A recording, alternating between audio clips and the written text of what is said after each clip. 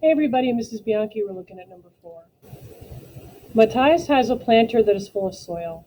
The planter is a rectangular prism that is 1.5 feet high, 3 2/3 feet long, and 2 feet wide.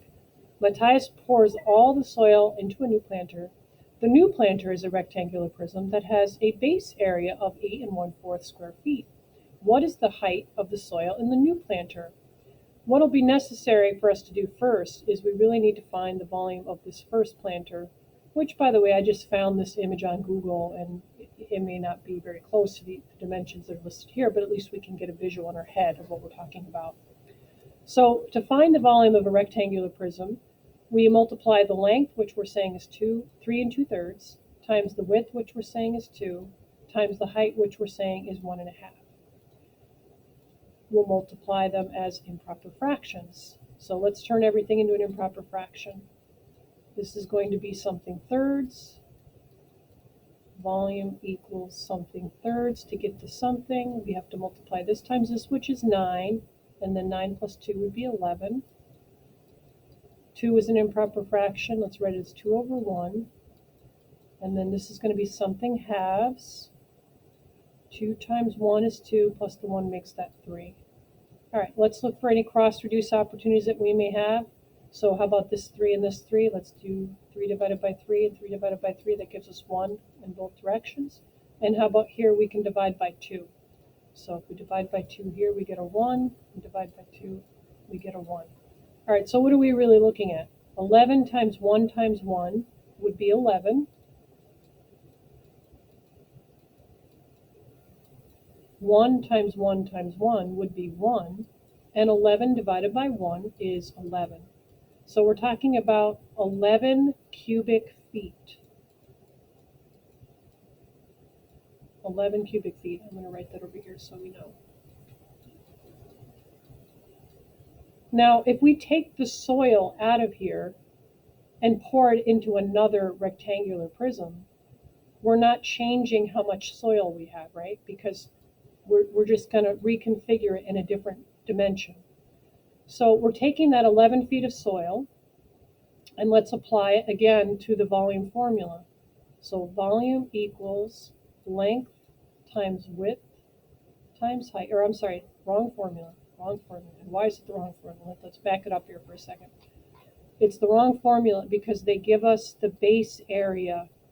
In other words, we have to use volume equals big B. Remember, big B is the area of one of the faces times the height. So we're going to use this one. Volume equals big B times the height. Now, it's the same amount of soil. We're not taking any soil away. We're not adding any soil.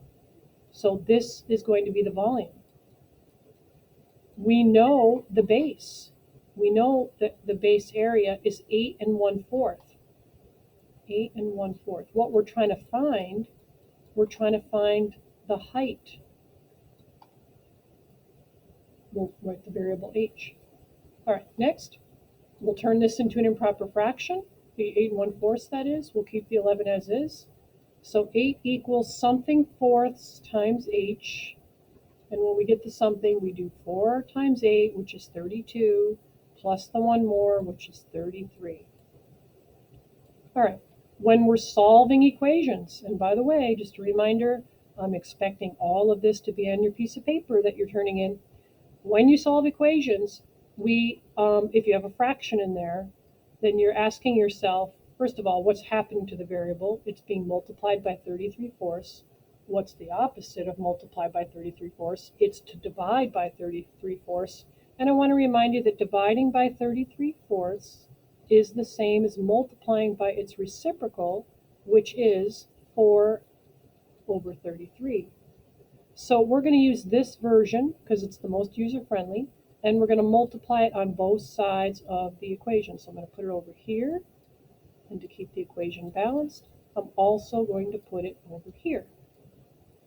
Now, in class, we've talked an awful lot about what happens when you multiply a value by its reciprocal, which is what we're doing here. We have to simplify that.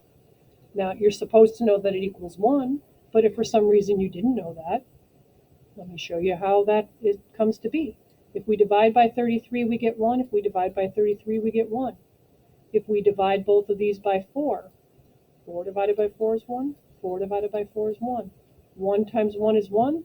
1 times 1 is 1. And 1 divided by 1 is 1. So all of that simplifies and equals 8. If you multiply that with h, you get h. I meant to write that in blue. H equals. All right, so what do we have to do next?